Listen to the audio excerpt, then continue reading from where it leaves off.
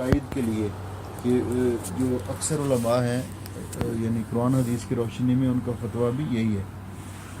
تو اس میں سب سے پہلی بات یہ ہے کہ انسان کے جو وطن ہیں فقہاء نے یا محدثین نے وہ قرار دیے. تو دو وطن ہیں انسان کے. ایک ہے انسان کا اصلی وطن اور ایک ہے اقامتی وطن. اصلی وطن سے مراد انسان کا وہ وطن ہے جہاں وہ پیدا ہوا, اس کے والدین رہ رہے ہیں, بیوی بچے رہ رہے ہیں, اس کی جائیداد ہے, اس کا اپنا ذاتی مکان ہے. تو یہ انسان کا اصلی وطن ہے. اقامتی وطن سے مراد وہ ہے کہ جہاں آدمی تعلیم حاصل کرنے کے سلسلے میں گیا ہے, کسی جاب کے سلسلے میں گیا ہے اور وہاں سال یا کئی سال تک وہ وہاں پہ رہتا ہے. اسی طرح کوئی اور یعنی تجارت کے سلسلے میں کہیں پہ گیا ہے اور وہ وہاں اس کو کئی دن ٹھہرنا پڑتا ہے شرعی مسافت کی مدت سے زیادہ, تو اس کو کہتے ہیں اقامتی وطن.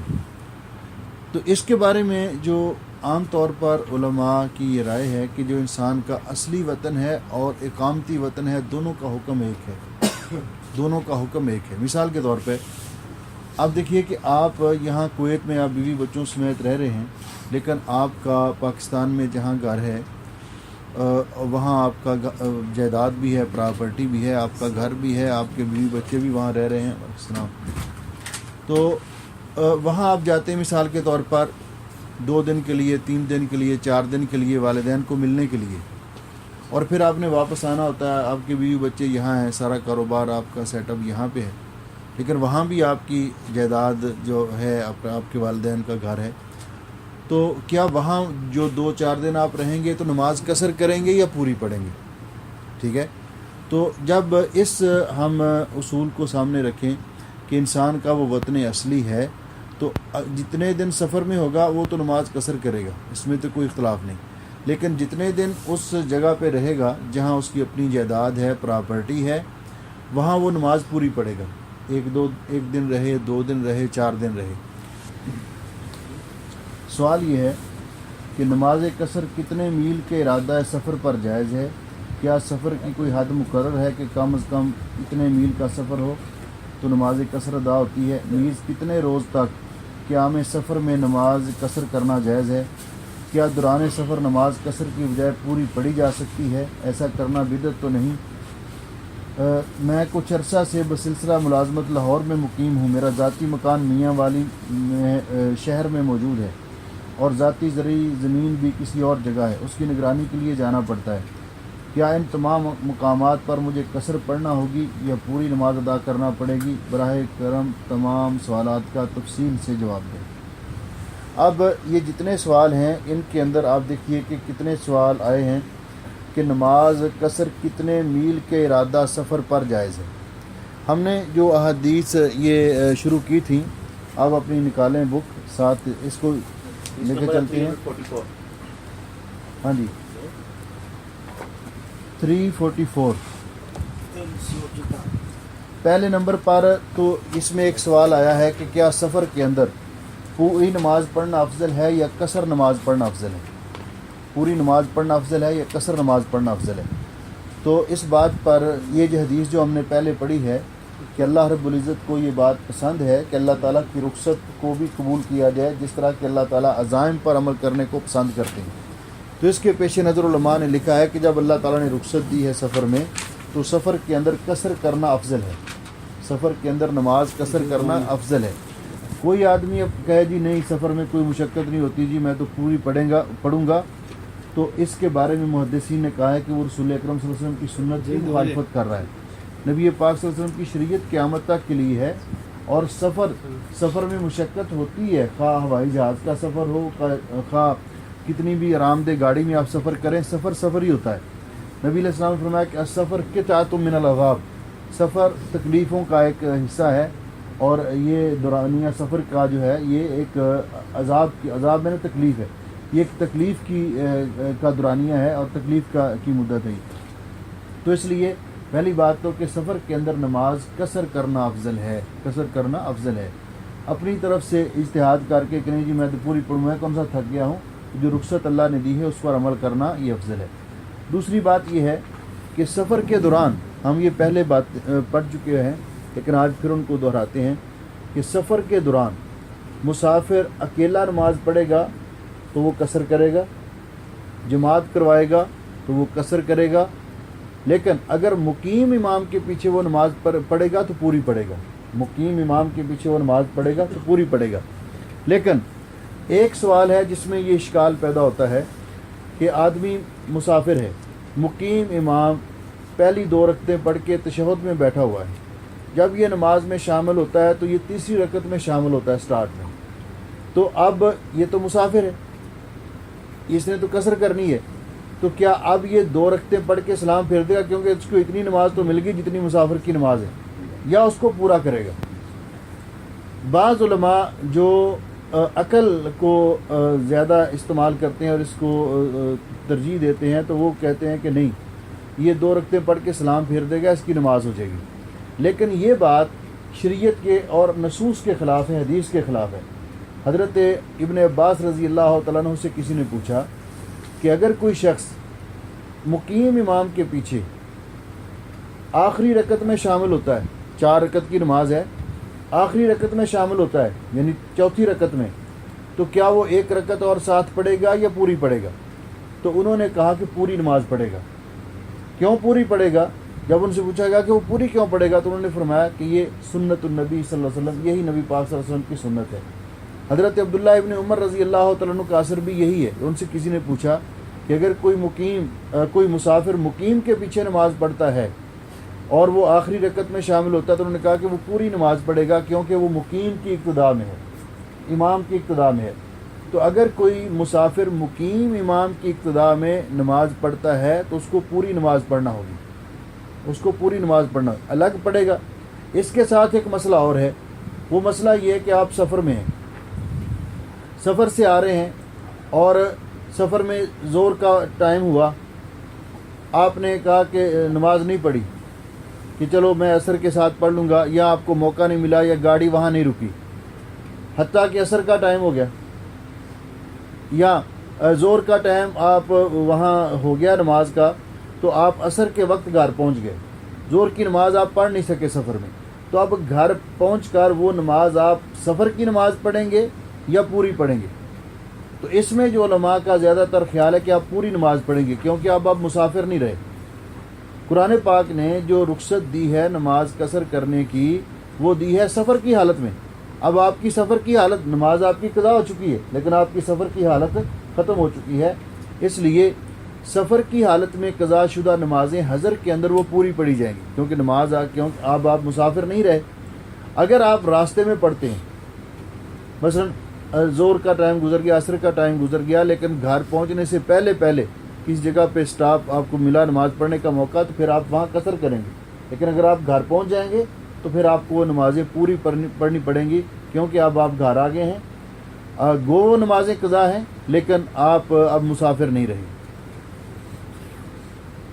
ہاں، اسی طرح اس کے ساتھ ساتھ جو میں بات کر رہا تھا کہ وطن اقامتی اور وطن اصلی، تو وطن اقامتی جہاں انسان جاب کرتا ہے اور وہاں وہ ٹھہرا ہوا ہے، یا یومیہ جاب کے لیے جاتا ہے مستقل اور پھر واپس آ جاتا ہے اور وہاں اس کو 1 2 3 نمازیں آتی ہیں لیکن اس کی ڈیوٹی وہاں سے ہے۔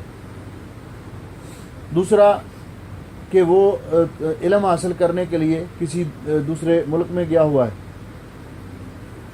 تو ایسی صورت میں جہاں یہ جاب کی جگہ ہے، یہ تعلیم حاصل کرنے کی جگہ ہے، یہ انسان کا وطن اقامتی ہے، اقامتی وطن ہے، تو یہاں انسان کے لیے وہی حکم ہے جو اس کی اصلی وطن کا حکم ہے۔ کام کی جگہ پر پوری پڑے گا، جہاں وہ ٹھہرا ہوا ہے تعلیم کی جگہ پر وہ پوری پڑے گا، جاب کے سلسلے میں گیا ہوا ہے وہ پوری پڑے گا، لیکن سفر کے اندر ٹریول کے دوران جو سفر میں نماز آئے گی اس کو وہ قصر کرے گا۔ گھر آ کر بھی نماز پوری پڑے گا، تو سفر کے دوران۔ اسی طرح ایک آدمی جاتا ہے سسرال کے گھر، تو سسرال کے گھر جو نماز پڑھے گا، مثلا اگر 1 2 دن اس کا وہاں رہنے کا پروگرام ہے، تو کیا وہ نماز پوری پڑھے گا یا قصر کرے گا؟ تو یہاں بعض لوگ ایک اشکال پیدا کرتے ہیں کہ سسرال کے گھر جب جاتا ہے تو وہاں اس کی نہیں تو اس کی بیوی کی جائیداد تو ہے، یعنی باپ کی پراپرٹی میں اس کا حصہ تو ہے، تو کیا اس کو نماز پوری پڑھنی چاہیے یا قصر کرنی چاہیے؟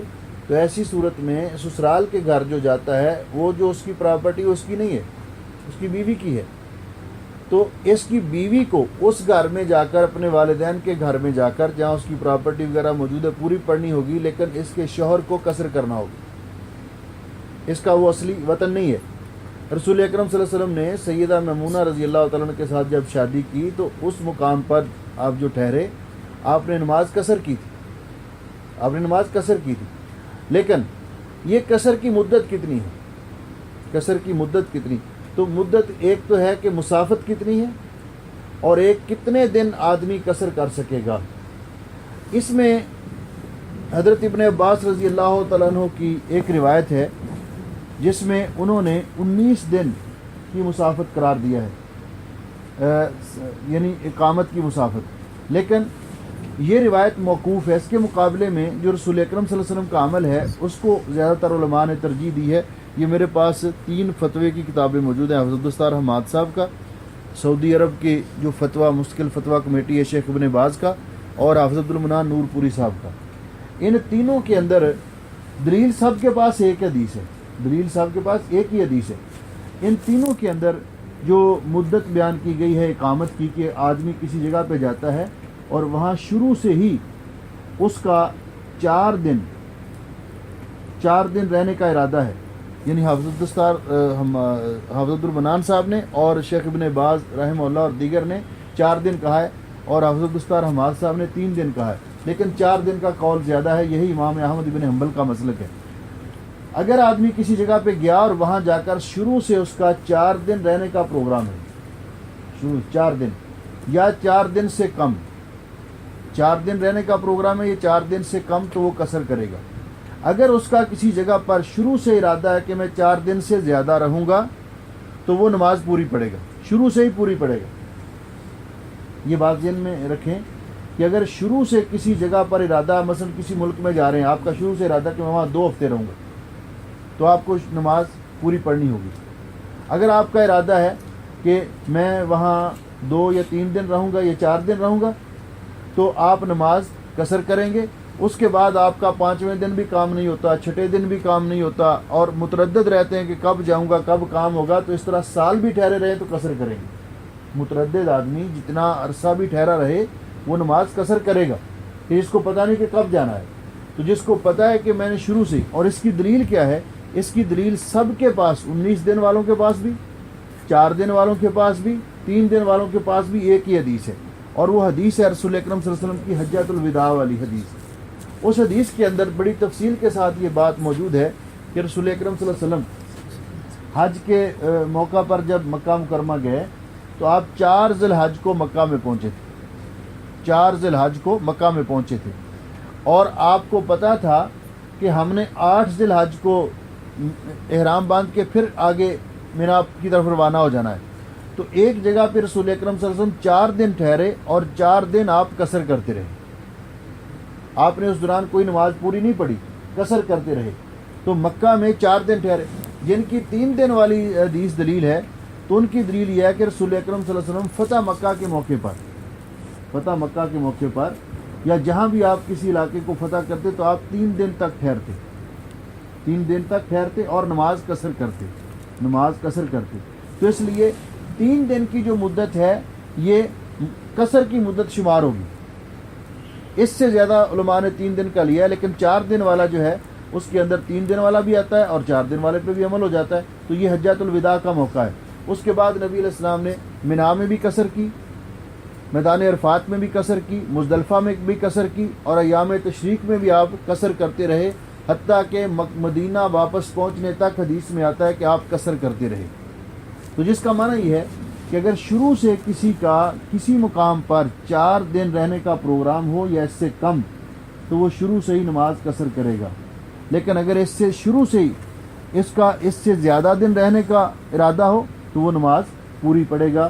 یہ زیادہ تر احادیث اسی بات کی دلالت کرتی ہیں، اور یہی زیادہ تر علماء کا فتویٰ ہے۔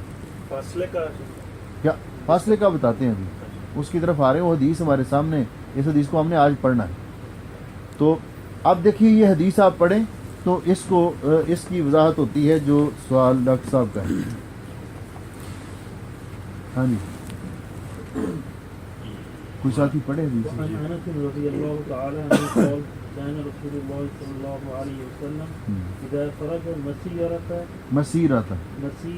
ثلاثة اميال او فراسخ صلى ركعتين. رواه مسلم. مسلم شریف کی یہ حدیث ہے, اور اس حدیث پہ ذرا غور کیجئے کہ حضرت انس رضی اللہ تعالیٰ عنہ فرماتے ہیں کہ کانا رسول اللہ صلی اللہ علیہ وسلم, کہ تھے رسول اللہ صلی اللہ علیہ وسلم, اذا خرج, جب نکلتے, مسیرہ کا معنی مسافت, مسیرہ کا معنی مسیرت مسافت, ثلاثت امیال 3 میل, او ثلاثت فراسخ یا 3 فرسخ, صلی رکعتین, تو آپ 2 رکعت پڑھا کرتے تھے.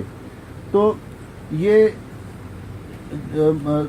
ثلاثت امیال او, تو یہاں راوی کو شک ہے, یہاں راوی کو شک ہے, لیکن دوسری حدیث کے اندر وضاحت موجود ہے کہ اس سے مراد, میل سے بھی مراد ثلاثت فراسخ ہیں, اور ایک فرسخ ہوتا ہے 3 میل کا, ایک فرسخ ہوتا ہے 3 میل کا.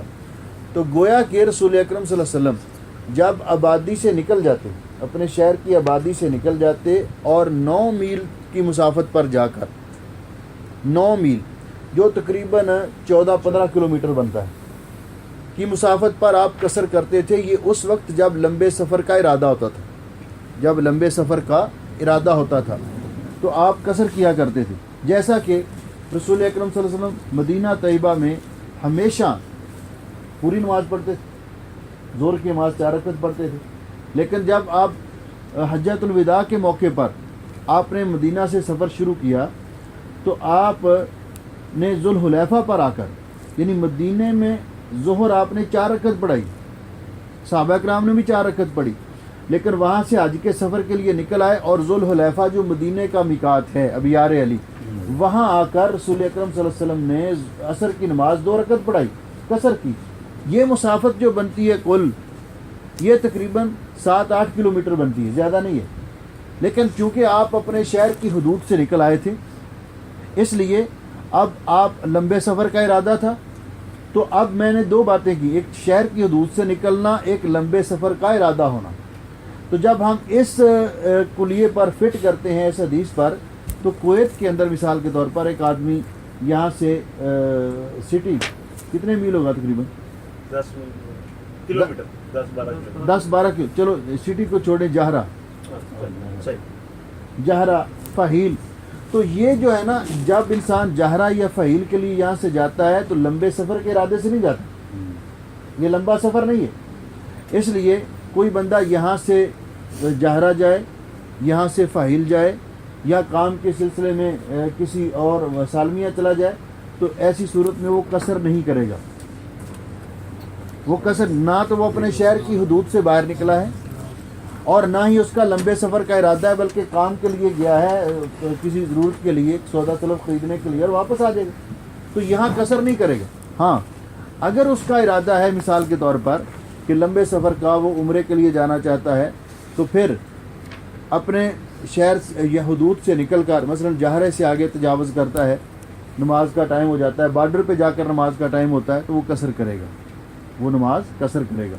تو یہ ہے کہ مسافت اپنے شہر کی حدود سے نکل کر انسان. اب ایک آدمی ہے, اس کے ساتھ ہم یہ سوال بھی ملا لیتے ہیں کہ ایک آدمی ہے یہاں سے ارادہ کر کے وہ نکلتا ہے, وہ اپنے ملک جانا چاہتا ہے, اس نے بورڈنگ کارڈ لے لیا ہوا ہے, اور وہ چلا گیا اندر پلین پہ بیٹھنے کے لیے, تو نماز کا ٹائم وہاں پہ ہو جاتا ہے. تو اب چونکہ وہ اپنا شہر چھوڑ چکا ہوا ہے, ایئرپورٹ پہ ہے, سفر کا اس نے پورا اس کا انتظام ہو گیا, تو وہاں بھی وہ قصر کرے گا, ایئرپورٹ پر بھی قصر کرے گا. اگرچہ اس میں علماء کا اختلاف ہے, لیکن صحیح بات یہ ہے کہ جب اس نے یہ سارے اپنے اجراءات مکمل کروا لی ہیں, تو وہ وہاں نماز کا ٹائم ہو گیا, تو وہ نماز قصر کرے گا. اسی طرح اپنے شہر میں جب پہنچے گا تو ایئرپورٹ پر قصر کرے گا. مثلا کوئی آدمی فیصل آباد یا سیالکوٹ کہیں جانے والا ہے, تو لاہور میں اپنے گھر پہنچنے تک وہ قصر کرے گا, جہاں بھی راستے میں نماز کا وقت ہوگا وہ نماز قصر کرے گا. تو یہ ہے مسافت کہ सलासत फरासक से मुराद 9 मील, एक फरसख 3 मील का होता है, और इससे मुराद 9 मील है या 14 या 15 किलोमीटर अगर सफ़र करता है आबादी से बाहर निकल कर, तो फिर उसको वो वहाँ कसर कर सकता है। हाँ जी आगे। وعنه رضي الله تعالى عنه قال خرجنا مع رسول الله صلى الله عليه وسلم من خرجنا مع رسول الله صلى الله رسول اللہ، ہاں جی، خرجنا مع رسول الله صلى الله عليه وسلم من المدينة إلى مكة فكان يصلي ركعتين حتى رجعنا إلى المدينة متفق عليه ولفظ للبخاري۔ اب دیکھیے یہ حدیث بھی حضرت انس رضی اللہ تعالیٰ عنہ سے مروی ہے کہ اسی حدیث کا جس کا ہم نے پہلے ذکر کیا نا، اسی حدیث کی طرف اشارہ ہے کہ ہم رسول اکرم صلی اللہ علیہ وسلم کے ساتھ نکلے سفر پر حج کے لیے۔ کہاں سے نکلے؟ من المدینہ الی مکہ، مدینہ سے مکہ تک۔ فکان یصلی رکعتین، آپ نے اس پورے سفر کے دوران نماز قصر کی، نماز قصر ہی پڑھی پورے سفر کے دوران، حتی رجعنا الی المدینہ، یہاں تک کہ ہم مدینہ واپس آ گئے۔ تو یہاں سے نکلنے سے لے کر مدینہ واپس آنے تک رسول اکرم صلی اللہ علیہ وسلم نے نماز قصر کی۔ آپ ایک جگہ پہ 4 دن ٹھہرے مکہ میں، تو وہاں بھی آپ نے نماز قصر ہی کی۔ تو یہ حدیث بخاری میں ہے، متفق بخاری اور مسلم کی حدیث ہے، اور یہ لفظ بخاری کے ہے کہ حضرت انس رضی اللہ تعالیٰ عنہ کے مطابق کہ نبی علیہ السلام نے اس پورے سفر میں قصر کی۔ تو اس سے سارے مسئلے ہمارے جو ہے نا وہ کلیئر ہو گئے کہ آدمی آپ ایک جگہ پہ ٹھہرے 4 دن، آپ نے وہاں بھی قصر کی، تو شروع سے اگر 4 دن یا اس سے کم ٹھہرنے کا ارادہ ہے تو انسان قصر کرے گا، اگر زیادہ ٹھہرنے کا ارادہ ہے تو نماز پوری پڑھے گا۔ اور اگلی حدیث ہے اس میں بھی اس کی وضاحت آ جاتی ہے۔ وعن ابن عباس رضي الله تعالى عنهما قال أقام النبي صلى الله عليه وسلم 19 يوما يقصر، وفي لفظ بمكة 19 يوما، رواه البخاري، وفي رواية لأبي داود 17، وفي أخرى 15، وله عن عمران نہیں، یہ آپ دیکھیں اس کو، حضرت ابن عباس رضی اللہ تعالیٰ عنہ فرماتے ہیں کہ اقام النبی صلی اللہ علیہ وسلم 19 یوما یقصر، کہ نبی پاک صلی اللہ علیہ وسلم نے اقامت کی 19 دن اور آپ نماز قصر کرتے تھے۔ اور ایک لفظ میں ہے کہ بمکہ تھا 19 یوما، آپ نے مکہ میں اقامت اختیار کی 19 دن اور آپ قصر کرتے رہے۔ اور ایک روایت میں ہے کہ رسول اکرم صلی اللہ علیہ وسلم عمران ابن حسین کی کہ آپ نے 18 دن اقامت کی۔ حضرت جابر رضی اللہ عنہ کی روایت ہے اگلی روایت میں کہ آپ نے تبوک میں 20 دن تک قیام کیا اور آپ نماز قصر کرتے رہے۔ یہ روایت جو ہے اس میں ایک بات تو یہ ہے کہ علماء میں اختلاف ہے کہ اس روایت کی سند میں، کہ اس روایت کی سند موصول نہیں ہے بلکہ منقطع ہے۔ اور دوسرا جو ہے اس سے مطابق کہ انہوں نے جس صحابی نے یہ حدیث بیان کی پوری مدت سفر اس نے بیان کی، تو پوری مدت سفر اس میں جو آپ نے دن آپ کے لگے وہ 19 دن تھے۔ تو مدینے سے نکل کر مدینے واپس آنے تک جتنے دن بنے انہوں نے اس سے مراد وہ لیے، کیونکہ دوسری حدیث میں ہے کہ نبی علیہ السلام نے اتنے زیادہ دن وہاں قیام نہیں کیا، اتنے دن زیادہ دن وہاں آپ نے قیام نہیں کیا۔ تبوک کے اندر جو ہے اس کا علماء نے یہ جواب دیا کہ تبوک چونکہ وہاں آپ غزوے کے لیے گئے تھے، جنگ کے لیے گئے تھے، تو آپ نے جو پڑاؤ کیا تھا تو اس میں کہ صورتحال کے مطابق یہ یعنی یقین نہیں تھا کہ ہم کس دن واپس چلے جائیں گے، تو متردد تھے، اس لیے آپ وہاں پہ قصر کرتے رہے۔ ترجیح طور پر جو مسئلہ میں نے پہلے ذکر کیا ہے مسئلہ وہی ہے۔ اس کے بعد یہ تو تھا قصر کے بارے میں، اور قصر کے بارے میں مسافت کے بارے میں بات کلیئر ہوگی، اور یہ بات یعنی انسان اپنے ذہن میں رکھے مدت مسافت کی کتنے دن تک قصر کر سکتا ہے، کتنی مسافت پر قصر کر سکتا ہے، اور کہاں کہاں پہ قصر کر سکتا ہے، اس کا جواب ہم نے پہلے دے دیا ہوا ہے۔ اور اس جواب کو 2 پوائنٹ پر ہم نے منحصر کیا ہے کہ انسان کا وطن دو ہوتے ہیں، وطن اصلی اور ایک وطن اقامتی. اور وطن اقامتی وہ ہوتا ہے کہ جہاں مدت اقامت یعنی شرعی مدت جو ہے سفر کی اس سے زیادہ، شرعی مدت سفر کی اس سے زیادہ اقامت کا ارادہ ہو تو وہ اقامتی وطن ہوتا ہے. اور جہاں انسان پیدا ہوا ہے اس کی اپنی پراپرٹی ہے، اس کی جائیداد ہے. حتیٰ کہ اس فتاوی والے صاحب نے لکھا ہے کہ ایک آدمی کے کئی شہروں میں مکان ہے ذاتی طور پہ، خاص نے کرائے پہ دیے ہوئے ہیں، تو وہ ان شہروں میں بھی اگر جائے گا جہاں اس کی جائیداد اور پراپرٹی ہے تو وہ پوری نماز پڑھے گا. جہاں جہاں اس کی جائیداد اور پراپرٹی ہے وہ اس کا وطن ہے اور وہاں وہ پوری نماز پڑھے گا. لیکن اس کے ساتھ ساتھ ایک آدمی ایک شہر چھوڑ ہی چکا ہوا ہے، وہاں اس کی پراپرٹی تھی، وہاں اس کی جائیداد تھی، وہ بیچ کر کسی دوسرے شہر میں منتقل ہو گیا. اب بھلے وہ بچپن سے وہاں اس شہر میں رہتا رہا ہو، لیکن اب وہ وہاں سے اپنی پراپرٹی بیچ کر دوسرے شہر میں منتقل ہو گیا ہے، تو اب جب کبھی اس شہر میں آئے گا تو وہ قصر کرے گا. اس کی دلیل یہ ہے کہ رسول اکرم صلی اللہ علیہ وسلم مکہ میں رہتے تھے پہلے، یہاں آپ کا مولد تھا، یہاں آپ کا سارا، لیکن جب آپ پھر اس کے بعد جب کبھی بھی آپ فتح مکہ کے موقع پر آئے یا عمرے کے لیے آئے یا آپ حج کے لیے آئے تو آپ نے یہاں آ کر نماز قصر کی، کیونکہ آپ اس جگہ کو چھوڑ چکے تھے اور دوسری جگہ پہ منتقل ہو چکے تھے. اس کے بعد جو آگے باب شروع ہو رہا ہے، صاحب قصر کے متعلق آپ نے کہا ہے کہ اب یہاں سے ایک بندہ جاتا ہے، ایک مہینہ اس کو پتہ ہے میں جا رہا ہوں، ہاں جی فکس ہے نا کہ اس کو پتہ ہے ایک مہینے ہاں کی. جی آپ نے کہا کہ سسرال میں آپ سسرال چاہے وہاں پہ وہ اس کی جو مسافت ہے وہ کم ہو یا زیادہ ہو کوئی فرق نہیں ہے. پہلی بات یہ نہیں، بعض اوقات ہوتا ہے سسرال کی بھی کئی قسمیں ہیں کہ ایک سسرال آپ کے محلے میں رہتے ہیں، آپ مثلا لالا موسیٰ میں رہتے ہیں تو آپ شہر میں رہتے ہیں، وہ ساتھ والے گاؤں میں رہتے ہیں، تو وہ جو شہر ہے نا وہ آپ کا ہی شہر کہلاتا ہے، ٹھیک ہے نا. کوئی لمٹ آ گئی کہ 14 یا 15 ہاں کلو جی میٹر، ہاں جی. تو وہ اتنی اگر مسافت پہ ہو، دور رہتے ہوں، اور 4 دن تک قیام ہو، ہاں جی اگر اس سے زیادہ ہو تو پھر پوری پڑے گی. ہاں جی اسی طرح آپ کہیں وزٹنگ مقام پہ چلے گئے، 3-4 دن رہتے ہیں، مری چلے گئے، ہاں جی، تو وہاں قصر کریں گے. قصر کریں. وہاں کسی کی تو 4 اپنی دن سے پہلے پراپرٹی آپ آ نہیں، جاتے کسی ہیں. کی جائیداد نہیں ہے، تو یہ آپ کی وہ سفر کی مدت ہوگی. اس کے بعد دوسرا جو مسئلہ اس باب کے اندر شروع ہو رہا ہے وہ ہے کہ نماز جمع کرنے کے بارے میں.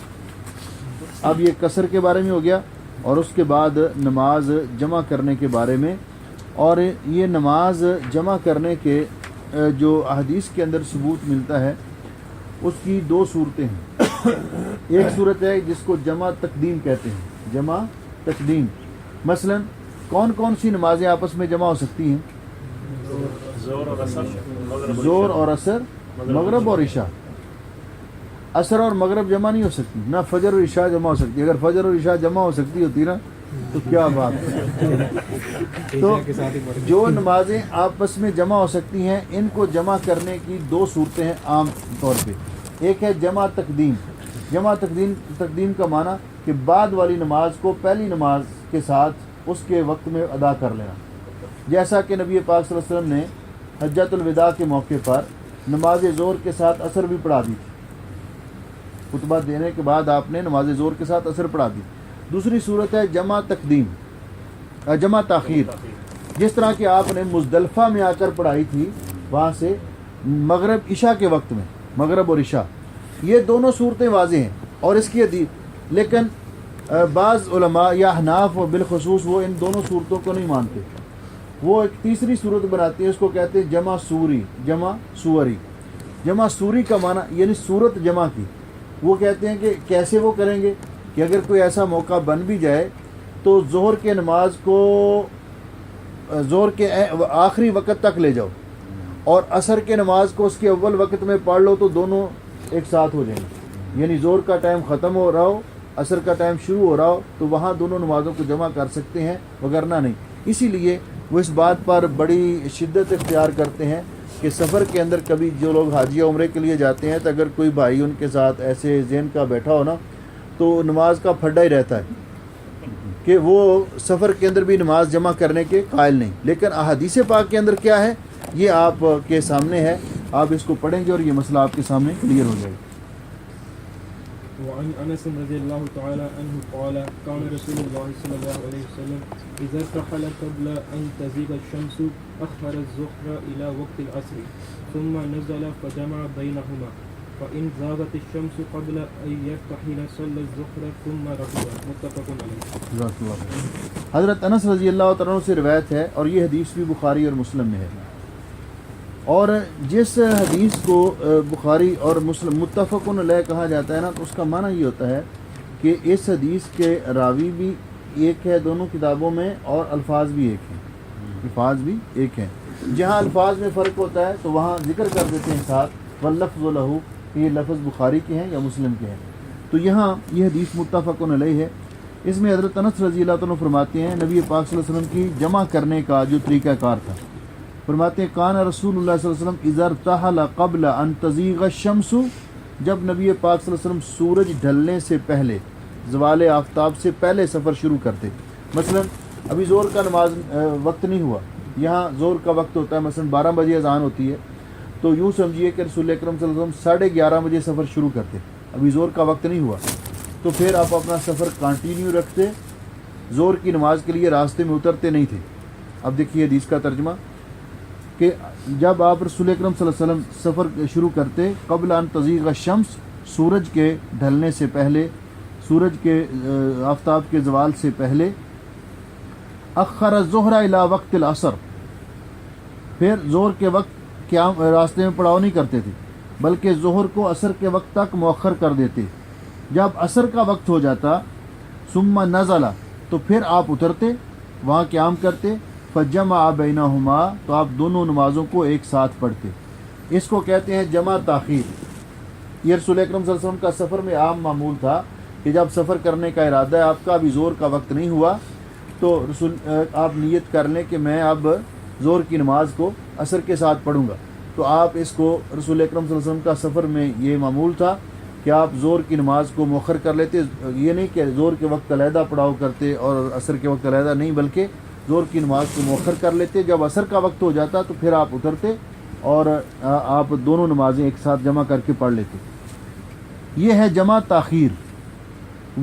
فَإِنْ زَاغَتِ الشَّمْسُ قَبْلَ أَنْ يَرْتَحِلَ، آپ کا سفر پہ جانے کا ارادہ ہے لیکن سفر شروع کرنے سے پہلے سورج ڈھل گیا ہے، زور کا وقت ہو چکا ہے، زوال آفتاب کا ٹائم ہو چکا ہے، زور کی نماز کا وقت ہو چکا ہوتا ہے. تو پھر رسول اکرم صلی اللہ علیہ وسلم کیا کرتے؟ صلی الظہر ثم رکب، تو رسول اکرم صلی اللہ علیہ وسلم زور کی نماز پڑھتے اور پھر سوار ہو جاتے، صلی الظہر. اور ایک روایت میں ہے جو اگلی حدیث میں ہے کہ، اور یہ صحیح سند کے ساتھ، صلی الظہر والعصر، آپ زور اور عصر کو ایک ساتھ پڑھ لیتے، زور بھی پڑھ لیتے اور عصر کو بھی زور کے ساتھ جمع کر لیتے. ثم رکبا، اور پھر آپ سواری پر سوار ہو جاتے اور پھر عصر کے وقت نہیں رکتے تھے، پھر آپ مغرب کے وقت جا کر رکتے اور اس وقت پھر مغرب اور عشاء کو ایک ساتھ پڑھ لیتے اور آرام کرتے. وعلی ابن نعیم فی مستخرج مسلم، امام مسلم کی جو احادیث رہ گئی ان نے تخریج کی ہے. تو ابو نعیم نے، وہ کہتے کان فی سفر فزالت الشمس صلی الظہر والعصر جمیعا ثم ارتحل، کہ نبی علیہ السلام جب سفر کا ارادہ کرتے اور سورج ڈھل جاتا تو آپ ظہر اور عصر کو ایک ساتھ پڑھ لیتے، پھر آپ اپنا سفر کنٹینیو رکھتے. یہ رسول اکرم صلی اللہ علیہ وسلم کی سنت ہے، اور سنت پر عمل کرنے میں ہر دور میں سہولت ہے، برکت بھی ہے، سہولت بھی ہے، اور اللہ تعالیٰ بھی اس پر خوش ہوتا ہے. اور رسول اکرم صلی اللہ علیہ وسلم جو سب سے زیادہ عبادات کا، نمازوں کا اہتمام کرنے والے، آپ نے امت کے لیے شفقت کرتے ہوئے یہ سارے طریقے امت کو بتا دیے. کہ بعض اوقات ایسے ہوتا ہے کہ سفر میں بار بار پانی میسر نہیں آتا، مشقت ہوتی ہے بار بار اترنا، ایک نماز کے لیے رکیں پھر دوسری نماز کے لیے رکیں، کم از کم 1 گھنٹہ 1.5 گھنٹہ لگ جاتا ہے، خاص کر جب یہ ٹریول کر رہے ہوں کسی قافلے وغیرہ کے ساتھ. تو نبی علیہ السلام نے پہلے سے یہ سہولتیں ہمارے لیے فراہم کر دی کہ سفر انسان کا یہ کنٹینیو رہے، اور سفر کے اندر نماز آپ جمع کر لیا کرتے تھے، جمع تقدیم بھی اور جمع تاخیر بھی. اگلی حدیث وعن معاذ بن جبل رضی اللہ تعالی عنہ قال خرجنا مع النبي صلى الله عليه وسلم في غزوة تبوك وكان يصلي الظهر والعصر جميعا. ہاں جی، حضرت ابن عباس رضی اللہ تعالیٰ عنہما سے روایت ہے، قال رسول اللہ صلی اللہ علیہ وسلم، بیان کرتے ہیں کہ رسول اکرم صلی اللہ علیہ وسلم نے فرمایا، لا تقصروا الصلاۃ، اوپر ہے، خرجنا مع النبی صلی اللہ علیہ وسلم فی غزوۃ تبوک، ہم نبی علیہ السلام کے ساتھ غزوہ تبوک میں نکلے، فکان یصلی الظہر والعصر جمیعا، تو نبی علیہ السلام پورے سفر میں ظہر اور عصر کو ایک ساتھ پڑھتے تھے. پورا سفر جو تھا، اور 20 دن کا یہ سفر تھا، تو آپ اس میں ظہر اور عصر کو ایک ساتھ پڑھتے تھے. یعنی جس کا مطلب ہے کہ ظہر اور عصر کو ایک ساتھ پڑھ لیا، مغرب اور عشاء کو ایک ساتھ پڑھ لیا، تو نمازیں جمع کر کے پڑھتے تھے. یہ ہے سفر کے اندر نماز جمع کرنے کے بارے. اب اس کے بارے میں کسی کو یہ اشکال نہیں رہنا چاہیے. اور ایک اشکال جو عام طور پہ ہے وہ پایا جاتا ہمارے ہاں، کہ رسول اکرم صلی اللہ علیہ وسلم نے جب حجۃ الوداع کے موقع پر حج ادا فرمایا تو نبی پاک صلی اللہ علیہ وسلم تو نماز قصر کرتے جا رہے تھے، لیکن جب آپ 8 تاریخ کو حج کا احرام باندھ کے نکلے، 8 تاریخ کو مکے سے آپ نے حج کا احرام باندھا، تو آپ کے ساتھ مدینے سے آنے والے لوگ بھی تھے، مکے کے اطراف سے آنے والے لوگ بھی تھے، اور مکے والے بھی تھے. پھر یہ تھوڑا پانی مجھے دے. تو یہ سارے لوگ رسول اکرم صلی اللہ علیہ وسلم کے ساتھ تھے، لیکن آپ نے مینا کے اندر بھی قصر کی، سب نے قصر کی. مقیم جو تھے انہوں نے بھی، مقیم مکے والوں نے بھی قصر کی، اور میدان عرفات میں بھی آپ نے قصر کر کے نماز پڑھائی. سب لوگوں نے آپ کے پیچھے قصر اور جمع کر کے نماز پڑھی. تو اس لیے یہ جو ایک سفر، تو ہمارے جو احباب ہیں جو پاکستان اور انڈیا سے آتے ہیں، صرف یہی لوگ، یہ یا افغانستان سے آتے ہیں، تو یہ کہتے ہیں جی نہیں، ہم یہاں نماز پوری پڑھیں گے اور اپنے وقت پر پڑھیں گے. کیوں کہ ہم یہاں آ کر مقیم ہو گئے ہیں، ہم یہاں آ کر مقیم ہو گئے ہیں، حالانکہ وہ سارے باہر سے گئے ہوتے ہیں. اور پھر رسول اکرم صلی اللہ علیہ وسلم نے جمع کی. یہ دوسری بہت بڑی جو کوتاہی ہوتی ہے. اگر آپ نے کئی حج کیے ہوتے نا، 2-4، تو یہ اشکال ہو سکتا تھا کہ ہو سکتا ہے آپ نے ایک حج میں جمع کی ہو نماز، ایک حج میں نہ کی ہو. آپ نے تو حجۃ الوداع ایک ہی حج ادا کیا زندگی میں، تو اس میں نبی پاک صلی اللہ علیہ وسلم نے ظہر اور عصر کی نماز ایک ساتھ پڑھی. پھر مغرب اور عشاء وہاں نہیں پڑھی بلکہ مزدلفہ میں جا کے پڑھی. ہمارے بھائی کیا کرتے ہیں، آپ دیکھیں گے، اللہ تعالیٰ آپ کو حج پہ جانے کا موقع نصیب فرمایا، جو گئے انہوں نے دیکھا ہوگا.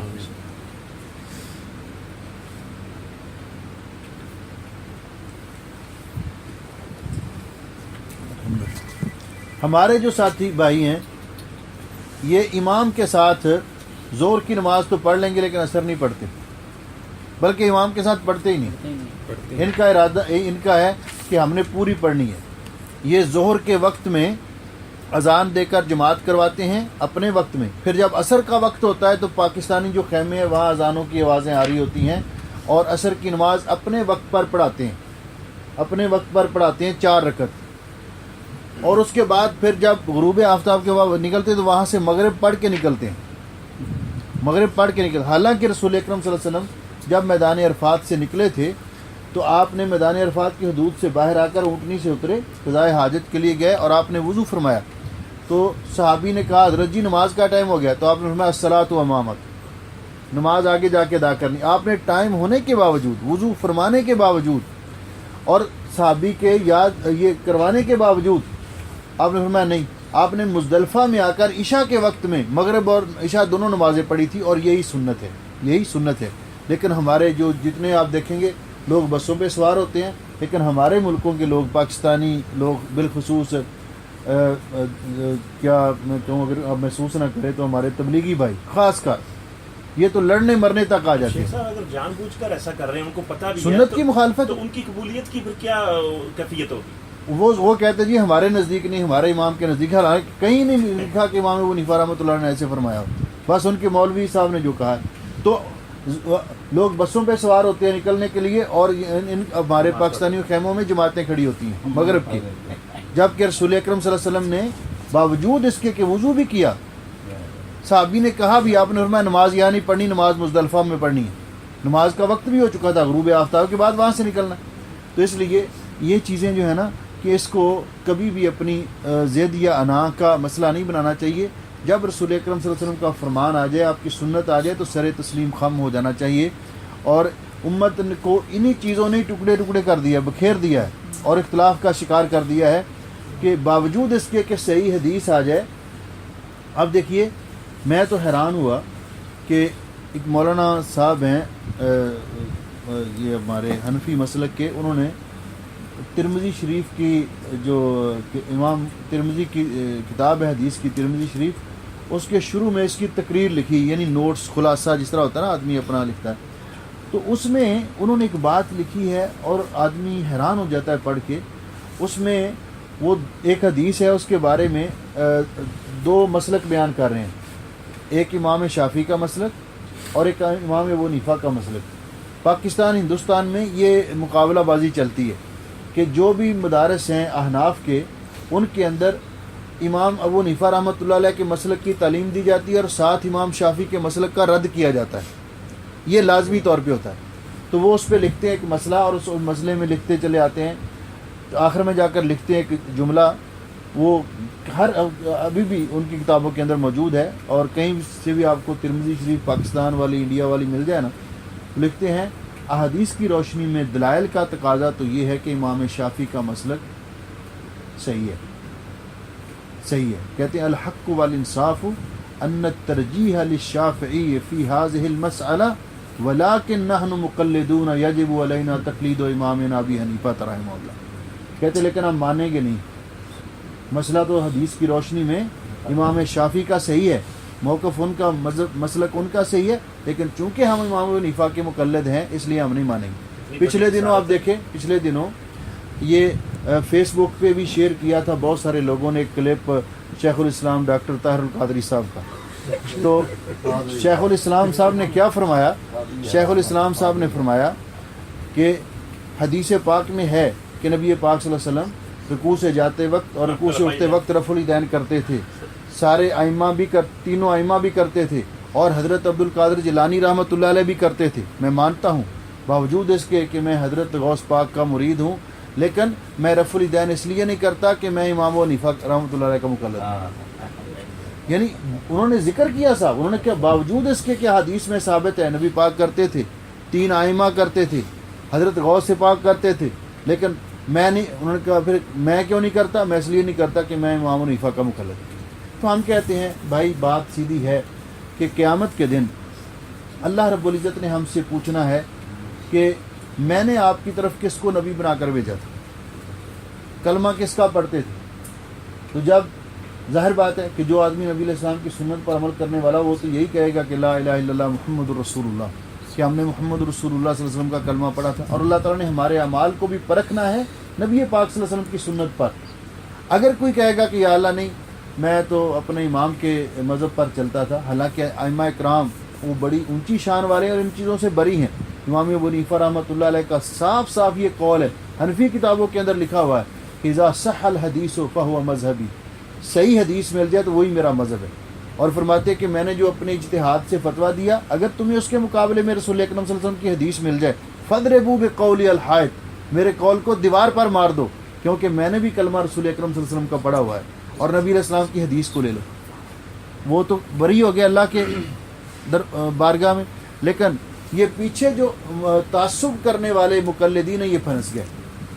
امام ائمہ کرام نے روکا لیکن انہوں نے کہا کہ نہیں، ہم چونکہ ہمارا اس لیے جو بھی آدمی آتا ہے. اب نمازوں کے اوپر کیا لکھا ہوتا ہے، اس میں پرابلم کیا ہے کہ اگر کوئی لکھے کہ نماز مسنون، نماز محمدی، نماز نبوی، تو بات بنتی ہے کہ وہ کلمہ پڑھا ہم نے لا الہ الا اللہ محمد رسول اللہ. اگر کوئی لکھے نماز حنفی، نماز شافعی، نماز مالکی، ٹھیک ہے نا، تو بندہ پوچھتا ہے کہ آخر یہ جو نماز حنفی ہے نماز نبوی کے علاوہ ہے کوئی نماز؟ نماز نبوی کے علاوہ کوئی نماز ہے یہ؟ اور یہی چیز ہے. تو اس لیے اس بات کو ذہن میں رکھنا چاہیے کہ جو چیز رسول اکرم صلی اللہ علیہ وسلم سے مل جائے ہمیں صحیح سند کے ساتھ، وہ ہمارا سر تسلیم خم ہونا چاہیے. ہاں جی آگے دیکھیے اگلی حدیث. عن ابن عباس وعن ابن عباس رضی اللہ تعالی عنہما قال قال رسول اللہ صلی اللہ علیہ وسلم لا تقصروا الصلاة في أقل من 4 برود من مكة إلى إسفان وضع القطني بإسناد ضعيف وصحيح أنه موقوف كذا أخرجه ابن خزیمہ. یہ حدیث جو ہے کہ آپ نے فرمایا کہ نماز قصر نہ کرو فی اقل من 4 برد، 4 برید سے کم کے فاصلے میں.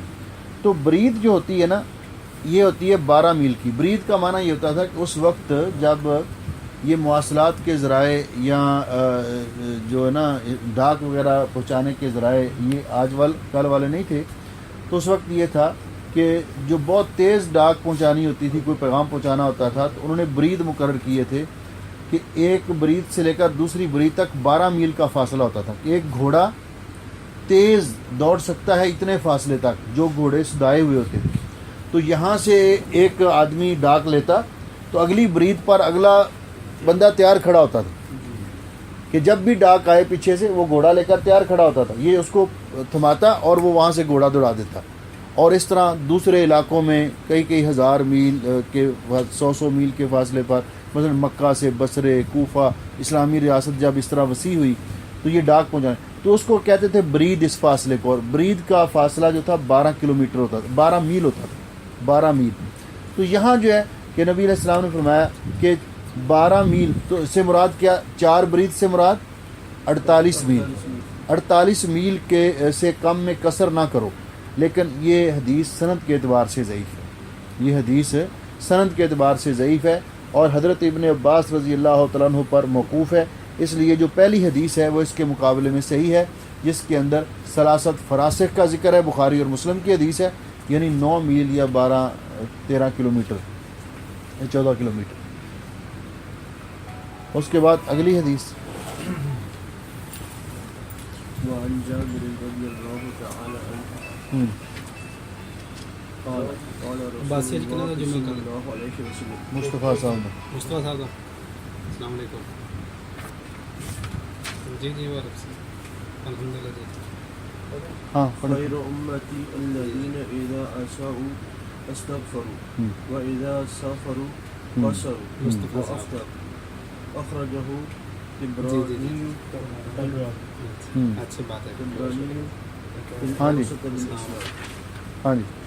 یہ حدیث جو ہے یہ اس کی سند تو ضعیف ہے کیونکہ یہ مرسل ہے. مرسل وہ روایت ہوتی ہے جس کی سند کے درمیان کہیں انقطاع آ جائے یا راوی صحابی کا ذکر کرنا یا تابعی کا ذکر کرنا وہ چھوڑ دے. تو اس میں یہ ہے کہ خیر امتی الذین اساءوا استغفروا, میری امت کے سب سے بہتر لوگ وہ ہیں کہ جو جب ان سے غلطی ہو جائے تو اللہ سے معافی مانگ لیں, استغفار کر لیں. اور جب سفر کریں اذا سافروا قصروا تو قصر کریں, وافطروا اور روزہ افطار کریں, سفر کے دوران روزہ افطار کریں. مفہوم اس کا صحیح ہے لیکن اس کی سند صحیح نہیں ہے. روزے دار کے لیے ہے کہ اگر وہ مشقت محسوس کرے تو روزہ چھوڑ سکتا ہے سفر کی حالت میں, اگر مشقت محسوس نہیں کرتا تو وہ روزہ رکھ بھی سکتا ہے. ہاں جی. یہاں تک یہ مسئلہ تھا مسافر کی نماز کا, نماز قصر کا. آگے ہے مریض کے بارے میں, اگلی حدیثیں جو ہیں وہ مریض کے بارے میں. یہ 2-3 حدیثیں پڑھ لیں تاکہ باب ختم ہو رہا ہے. ہاں جی. وعن عمران بن حسین رضی اللہ تعالی عنہ وہ 9:15 ہے کہ نہیں ہوگا, وہ نہیں آ رہا, کیوں؟ اس کی میٹنگ چل رہی ہے. اچھا. فسألت النبي صلى الله عليه وسلم عن الصلاة فقال صلی قائما فإن لم تستطع فقائدا فإن لم تستطع فعلى جنب. رواه البخاری. عمران ابن حسین رضی اللہ تعالیٰ عنہ سے روایت ہے کہ کہتے ہیں کہ کانت بھی بواسیر, مجھے بواسیر کا مرض تھا. بواسیر آپ جانتے ہیں کہ انسان کو پخانے والی جگہ سے خون وغیرہ آتا رہتا ہے. اور فسألت النبی صلی اللہ علیہ وسلم, تو میں نے رسول اکرم صلی اللہ علیہ وسلم سے پوچھا کہ ایسی حالت میں نماز پڑھنا میرے لیے کھڑے ہو کر مشکل تھا. تو رسول اکرم صلی اللہ علیہ وسلم نے فرمایا صلی قائما, کوشش کرو اگر کھڑے ہو کر نماز پڑھ سکو.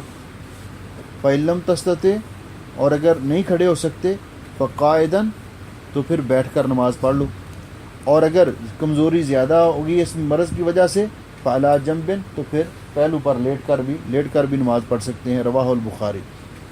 اب یہاں ایک مسئلہ تو اس کا یہ ذکر ہو گیا کہ بواسیر کا جو مریض ہے اس کے لیے کہ, لیکن یہ مرض بعض اوقات ایسے ہوتا ہے کہ بعض اوقات تو خون آتا ہے اس کو وقفے کے ساتھ, یہ جب قضائے حاجت کے لیے جاتا ہے تو پھر تو اس کو ہر نماز کے لیے وضو کرنا چاہیے. اور وضو کرنے کے بغیر نماز نہیں پڑھنی چاہیے، اور جب وضو ٹوٹ جائے اس کو دوبارہ کرنا چاہیے۔ دوسری صورت ہوتی ہے کہ یہ جو خون ہوتا ہے ایسا مرض ایسی کنڈیشن تک پہنچ جاتا ہے کہ کنٹینیو ہوتا ہے، تو پھر ایسی صورت میں کیا کرے؟ تو ایسی صورت میں یہ ہے کہ وہ استنجا کر کے اپنا لنگوٹ وغیرہ باندھ لے یا انڈر ویئر وغیرہ پہن لے اور اس کے بعد وضو کر لے۔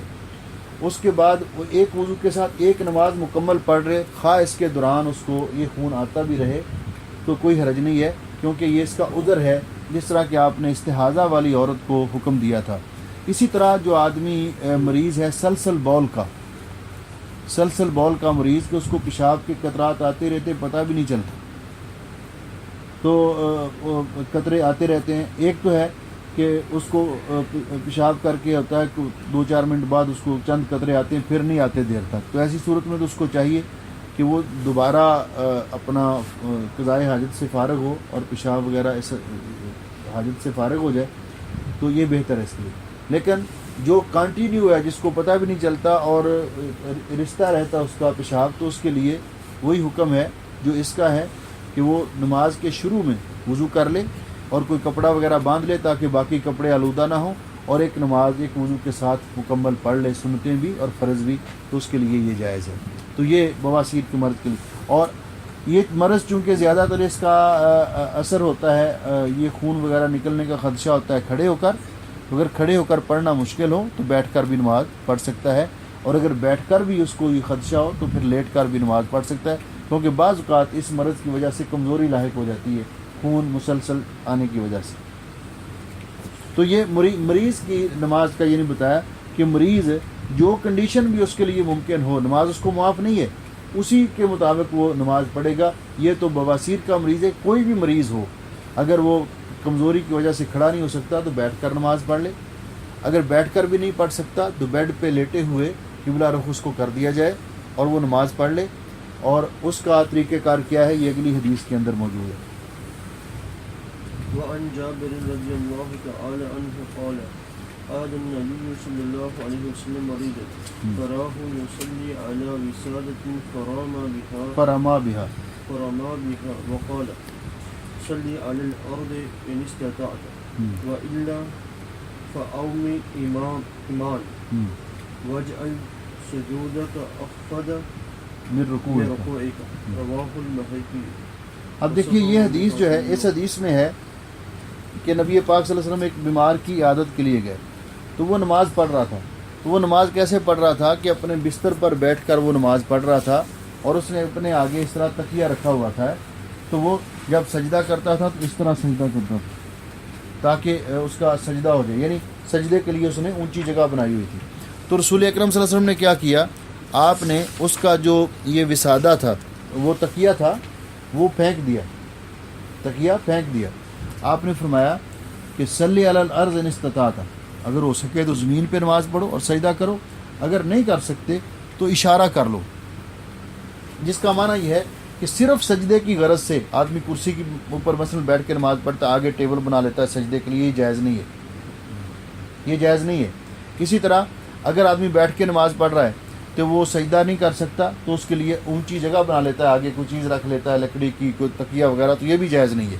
بلکہ وہ کیا کرے، آپ نے فرمایا اگر تو زمین پر سجدہ کر سکے اطمینان سے تو کر لے، نہیں نہ کر سکے فاؤم ایمان، تو پھر اشارہ کر لے۔ اشارہ کیسے کرے کہ سجدے کے لیے اپنے آپ کو جھکائے تھوڑا سا رکوع کے لیے، اور سجدے کے لیے اس سے تھوڑا زیادہ جھکا لے۔ دیکھو وجعل سجودک اخفض من رکوعک، اخفض میں نے نیچے، اپنے سجدے کو رکوع کی نسبت ذرا نیچے جھک کر کرو۔ تو کیا مطلب کہ اگر رکوع کیا یہاں تک کر سکتا ہے تو سجدہ تھوڑا سا اور جھک جائے، تو اس طرح وہ نماز پڑھ لے تو اس کی نماز صحیح ہوگی۔ لیکن یہ تکلف کرنے کی آپ نے اجازت نہیں دی کہ سامنے کوئی ایسی چیز بنائی جائے جس پر انسان بیٹھے بٹھائے سجدہ کر لے۔ سجدہ کے لیے جب جاتے ہیں کئی نئے آدمی دیکھے ہوں ہاتھوں کو آگے کر لیتے ہیں، ایسے ہوا میں ہاتھ رکھتے ہیں ایسے، نہیں یہ نہیں صحیح، یہ نہیں صحیح، یہ ٹھیک نہیں۔ وہ ایسی صورت میں ہاتھ گھٹنوں پہ ہونے چاہیے، ہاں ہاتھ گھٹنوں پہ ہونے چاہیے۔ کیونکہ مجھے منع کیا گیا، ہاں جی، بالکل صحیح۔ ہاں جی، منع کر دیا تھا، ابھی اس میں نہیں ہے۔ ہاں جی آگے۔ وعن عائشة رضي الله تعالى عنها قالت رأيت النبي يصلي متربعا، उम्म उल-मोमिनीन आयशा रज़ियल्लाहु अन्हा फरमाते हैं कि मैंने नबी अलैहिस्सलाम को देखा कि आप नमाज पढ़ रहे थे आलती पालती मारकर, जिस तरह मैं बैठा हुआ इस तरह। रसूल अकरम सल्लल्लाहु अलैहि वसल्लम के पाँव मुबारक में एक दफ़ा मोच आ गई थी, तो आप आम जिस तरह नॉर्मल रूटीन में बैठते हैं हम तशहुद में, तो आप बैठ नहीं सकते थे, तो आप फिर इस तरह बैठ कर नमाज़ पढ़ते थे, जिस तरह आलती पालती उधर जिस तरह मैं बैठा हुआ हूँ मुतरब्बियान, इसको चौकड़ी मार के, तो आपने इस तरह नमाज़ पढ़ी। तो अगर कोई आदमी बैठ नहीं सकता सही तौर पे और जिस तरह तशहुद में बैठते हैं या सजदे के बाद बैठते हैं, तो आदमी इस तरह भी बैठ कर नमाज़ पढ़ सकता है। और अगर रुकू कर ले, रुकू के लिए झुके तो ठीक है, और सजदा अगर कर सके आम कंडीशन के मुताबिक तो कर ले, वगरना सजदे के लिए थोड़ा सा और ज़्यादा झुक जाए, तो ये मरीज़ इस तरह नमाज़ पढ़ सकता है जिस तरह भी उसके लिए मुमकिन हो। ये बाब ख़त्म हो गया, उसके बाद नमाज जुमा का बाब शुरू होगा, ये इंशाअल्लाह अगले दर्स में। एक और मसला था, ये कई लोग पूछते हैं, और मैंने ये देखिए छोटा सा मसला है, तो हमारे जो उलमा हैं उनका एक और नुक्ता नज़र है, यहाँ के उलमा का और एक नुक्ता नज़र है, लेकिन मैं ख़ुद बरी ज़िम्मा होना चाहता हूँ आपको ये फतवा बताकर। और कोई चीज़ खरीदने का बयान। सवाल, मैंने हुकूमत मिस्र की एक कंपनी से काश्त का एक चिटा अराज़ी ख़रीदा। ज़मीन की खरीदी के वक्त कंपनी ने यह शर्त रखी कि आप ज़मीन की कीमत का 40वां हिस्सा नकद रजिस्ट्री के वक्त अदा करें और बाकी रुपए 10 सालों में सालाना किस्त पर 5% इजाफे के साथ अदा करें, तो क्या ये भी रिबा में दाखिल है? अगर रिबा में दाखिल है तो कंपनी के साथ मामले को कैसे हल किया जाए, जब एक कंपनी पूरी रकम एक मुश्त नकद लेने से इनकार करती है?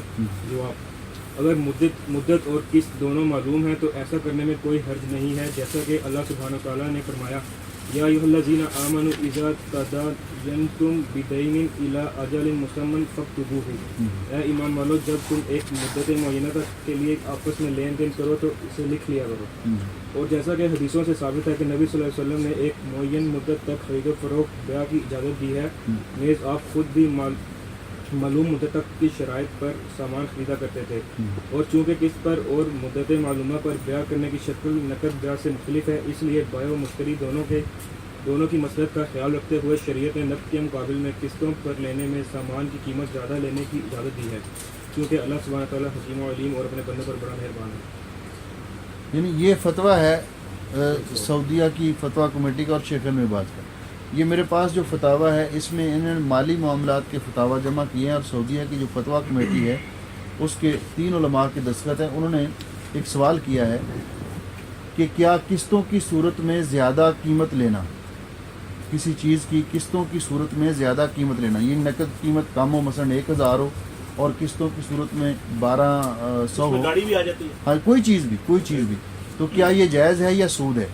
तो इसका जवाब इन्होंने दिया है कि जब कोई चीज़ इस तरह बेची जाए कि शुरू से कीमत मुकर्रर कर ली जाए कि हम नकद नहीं लेना चाहते, हम उधार ही लेना चाहते हैं, तो वो कीमत नकद की कीमत से ज़्यादा हो, तो कहते हैं फला शै फ़ी ज़ालिका, ऐसे करना जायज़ है, इसमें कोई हरज नहीं है।